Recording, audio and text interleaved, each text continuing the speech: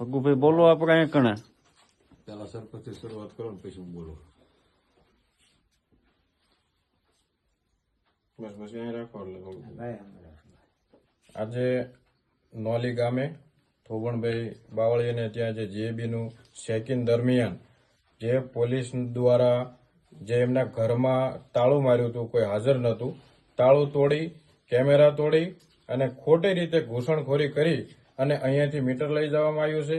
અને થોબણભાઈ કોઈ એમના પ્રસંગના લીધેથી બહાર ગામ ગયા હતા અને અહીંયા એમની દુકાન બંધ હતી, ત્યારે જીએબી વાળા અને પોલીસ દ્વારા તાળું તોડી અને અંદર ઘૂસી અને એમના દુકાનમાં ઘણી બધી તોડફોડ કરી છે. તમે જોઈ શકો છો, આ બધું ખુલ્લું મૂકીને ગયા છે. આ કેમેરા પણ બતાવો તમે, આ બધા કેમેરા તોડી.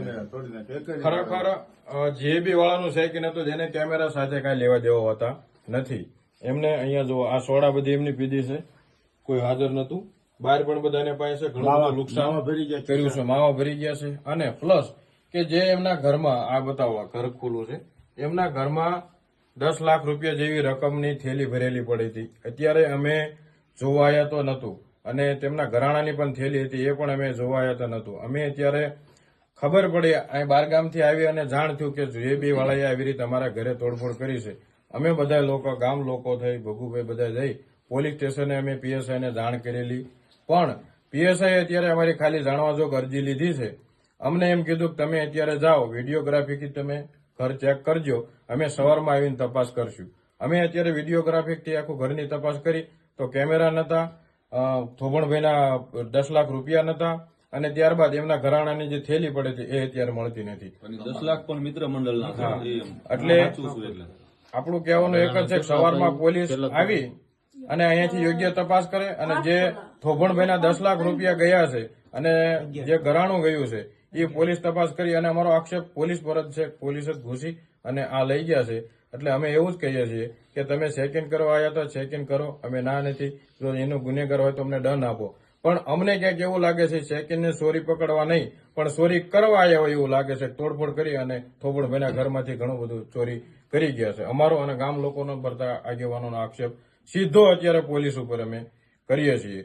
અમને આ કાલ પોલીસ તપાસ કરી અને યોગ્ય નિર્ણય નહીં આપે તો અમે આના માટે હાઈકોર્ટ સુધી જઈ અને અમે અરજી કરી અને ન્યાયતંત્ર પાસે આનો ન્યાય માગશું. અમે આની સિવાય ગામની અંદર ગામની અંદર આ ઘણા બધા આપણે અમુક સમાજ, બીજા સમાજના લોકો છે જેમના ઘરે પણ એમને તોડફોડ કરેલી છે. દલિત સમાજમાં જે પણ કોઈ ઘરે નતું, અમુક બહેનો હતા તો ત્યાં પથ્થર, તાળું ઓલું છે આપણે કઈ તમે જેમ પથ્થર લઈને તાળું તોડી નાખ્યું છે એમને આખે આખું. અને કોઈ બેન એકલા હોય છતાં પોલીસ વાળાએ એની તેજુરીઓ ચેક કરી.